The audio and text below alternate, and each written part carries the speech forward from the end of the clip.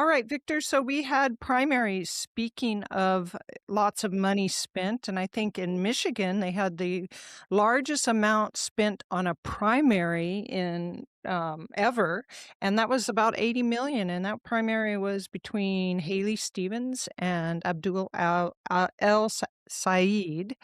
And apparently, Haley Stevens spent up to $70 million and she lost. It seems to, well, I was wondering your thoughts on that primary in particular. It seems to me it's a bellwether for the problems in the Democratic Party because they really split, the Democratic Party split over those two Yes. candidates. If you look at the number of Michigan voters, Republican, Independent, Democratic, and those who voted for Saeed, it's a very small number relatively, but they got organized for the midterms. And it's very funny because if you are a socialist dash communist, and I'm not using that as a pejorative term, is when Mondami says that he wants to seize the means of production or take property from people if he finds they're poor landlords, et cetera, et cetera. And the agenda of the Socialist of America has take over utilities, break up agriculture, corporate, or seize people's property. So it's not a slur, but the thing about all these people is, if you're an activist like Hassan Piker or these other democratic socialists, then they come across as communist. However, if you're running for office, you come off not even as a socialist. So he was renouncing a lot of the things he was going to do. Oh, they're just, I'm just going to do this. And then when they take office, they are not even socialists, they're communist. And so he will be, if he's the elected senator, he will have a communist agenda. The other thing is, we think these people are so charismatic and young. I listened today to AOC. They had clips of her on YouTube. When she went over to the Security Council, she was like a deer in the headlights. She couldn't even explain U.S. foreign policy. She just says, well, and yes. She couldn't talk. And she's not well spoken. She's not well educated. She doesn't have a lot of experience. I don't see her as a dynamic. I see her more like a Kamala Harris candidate. And then everybody said Hassan Piker is the podcaster of the left, and he's brilliant and he's tough. And I watched 7 or 8 appearances where he's not behind this microphone. And what he does is he takes his cell phone, and he just looks at it, and then he looks at the crowd, and he says, like, it's like, he looks like, and, he looks like, and he looks at the phone, like, talking, you know what I mean? And that's what he does. He has a vocabulary of about 10, maybe 800 words, 300 more than Kamala Harris. But I was just stunned at how poor he comes across when he's not reading a script, and he can't talk extemporaneously. He has to get his talking points. And so these are not a formidable group of people. They keep saying they're so talented. And when you saw the head of the Democratic Socialists with Shannon Bream, I felt sorry for her. I mean, Shannon Bream just said basically these are communist positions, and you thought that she would try to, yep, yep, agree with that, yep, yep. And so and there's the other thing about them, they're so arrogant. Here we are in the 200 and going to be the 238th year of the Republic, and these people come over to this country not as immigrants of the past that came legally. They were gracious. They wanted to assimilate, acculturate, integrate. They loved the system. They wanted to adapt to it.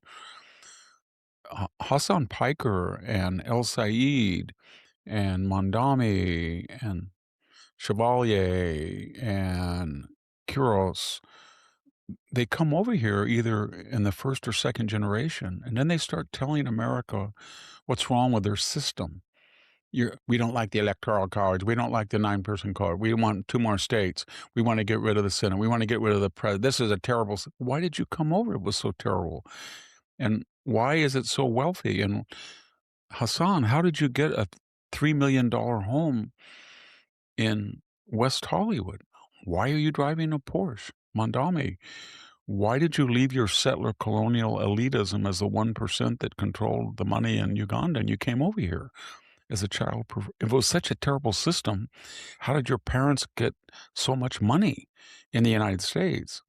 PhDs? Come on. And Ro Khanna now is doing the same thing. How did you get your father-in-law get 200 million? Why is your wife driving a $200,000 automobile? So my point is they do very well and they show nothing but ingratitude. And then they start lecturing Americans, and they're Americans, what's wrong with their country. And it doesn't go down well. It doesn't. People, and they're not formidable. They're not educated. They're arrogant, but they don't know much about the country. And I, I just don't think they're going to do well in a national election when independents who poll about 20% favor socialism. Most of the independents are disaffected conservatives that bolted from the Republican Party, to tell you the truth. And they are not going to vote for a socialist. If they are honest that they're socialists, but yet, they may be like Joe Biden and just, be a waxen effigy and then run as good old Joe Biden I doubt that, from Scranton, and then outsource his whole agenda to socialists that destroyed the border and all that stuff they did. Yes, and can I add something? They're also violent, like El-Sayed saying they're only gonna listen when the org's head is on a pike, or I can't say anything because, these people might be worried about the Ayatollah who was a violent person. Well, I they know. loved yeah, he loved them. One of the reasons that he said that he wasn't going to rejoice in his death, he admired somebody who killed 40,000 people. It's gonna be very funny. I think everybody should realize what Marxists are.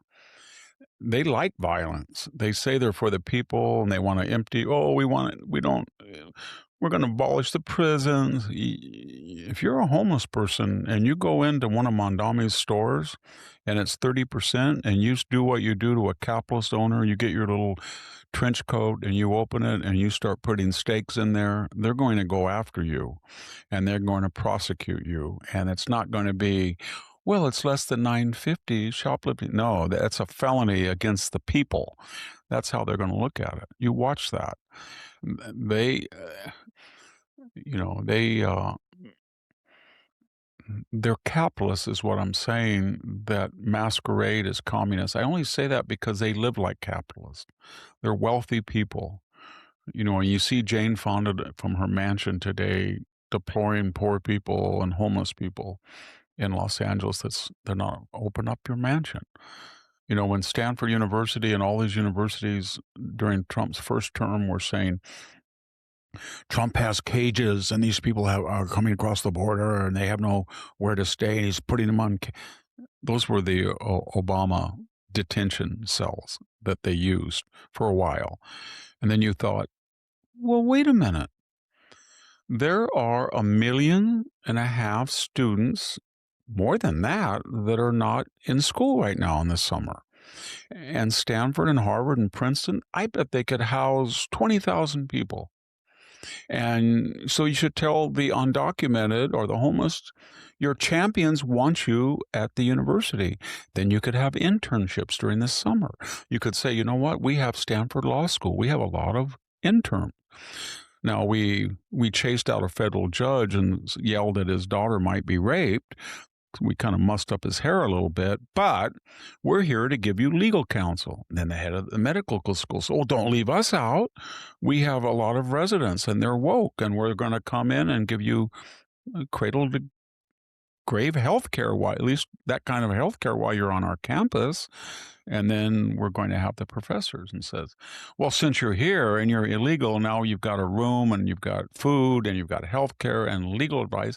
We're going to tutor you so you can take free class. They never do that.